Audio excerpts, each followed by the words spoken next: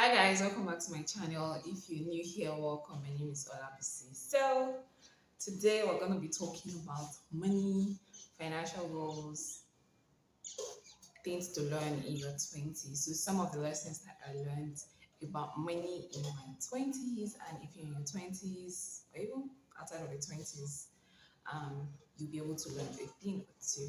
So if you're not subscribed to this channel, please subscribe to the channel. It's absolutely free. Just click on the red button and subscribe to the channel. So I'm gonna start off with the video talking about ego, money, owo. I got to learn in my 20s. So a bit of background story. I didn't start earning until I was way above my 20s. No, let me backtrack. So I started like earning since when I was in secondary school, and um, I was doing like some very petty business to get, and of course my parents used to give me pocket money even when I got into the university. But when I was also in the university, I started a couple of business. I was selling accessories, clothes, male clothes and stuff.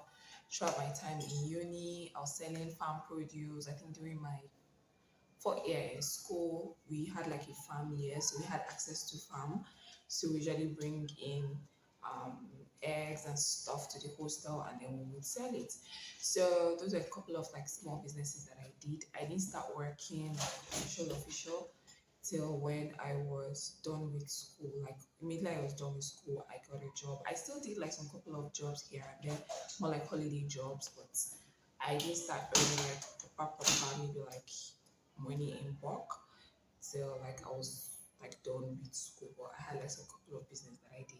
So one thing that I learned is to live below your means.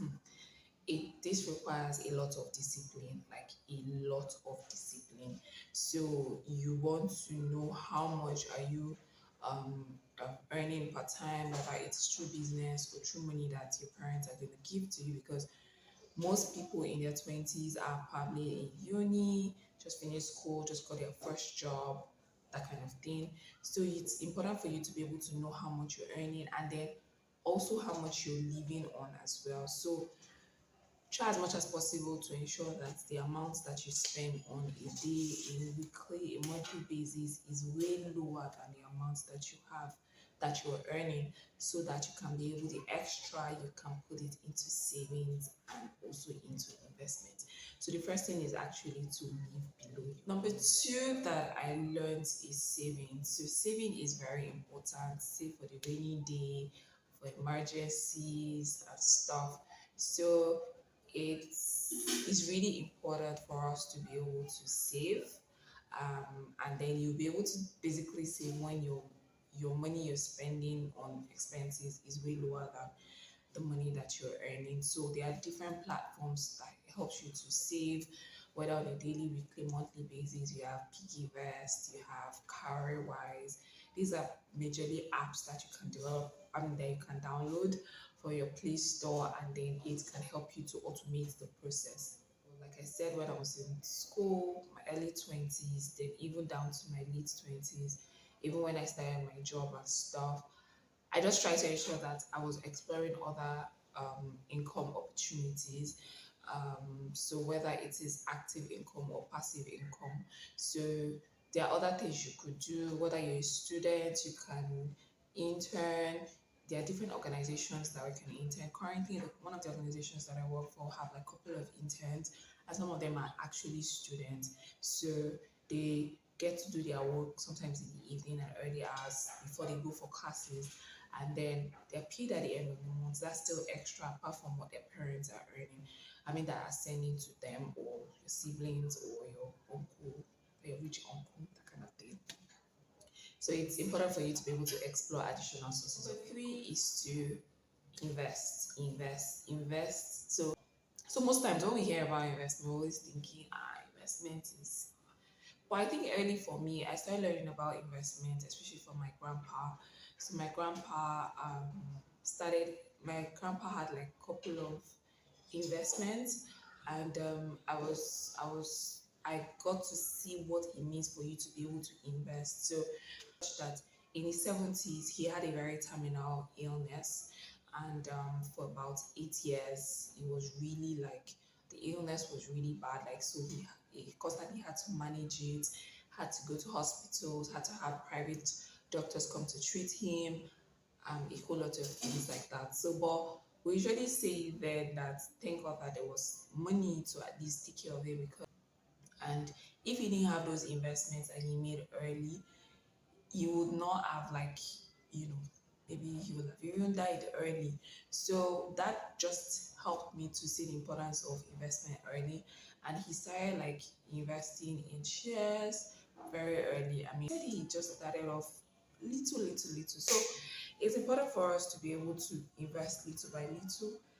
And thankfully we have like platforms that um, helps us to be able to learn about investments. So you have like your Trove, Bamboo, those are for you to be able to buy stocks. You also have like Binance if you are into cryptocurrency. So it's just important for you to be able to not just save money, but also invest. So you can also portion maybe part of your savings, you can divide it into two, one will go into investment and the other one will remain as savings. So just in case you have emergencies, you can easily have access to the money because most people like, oh, I'm saving so that I can be able to, when I have emergencies or I have stuff to do, I can be able to have access to it.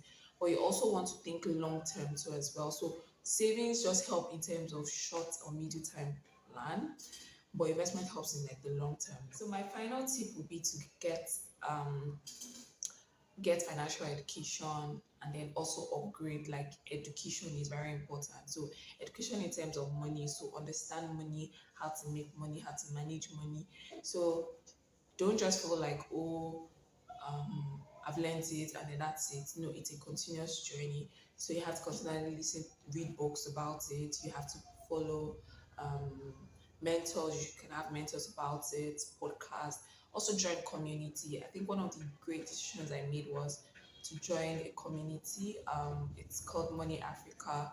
I joined it. I usually have like weekly sessions. We have materials where people come to talk to you about how to grow your money, how to invest your money, how to have better money mindset majorly. And there are other platforms too that helps you to be able to invest as group and then just help you to be able to take good decisions. Also, you also learn different types of risk. There's low risk investments, your middle risk investment, and your high risk investment. So your high risk investment usually in crypto. So like they always like talk about in Money Africa, where you should be able to divide your investments across low risk, which is more of like your mutual funds and stuff, and your middle risk, which is more like maybe real estate, stocks, and then your high risk, which is more of cryptocurrency, agri-tech and stuff. So it's important for you to be able to constantly upgrade yourself, learn more about money. How do I make money? How do I monetize my skills? How do I have better money mindset? And then I will see you guys in my next video. Don't forget to subscribe,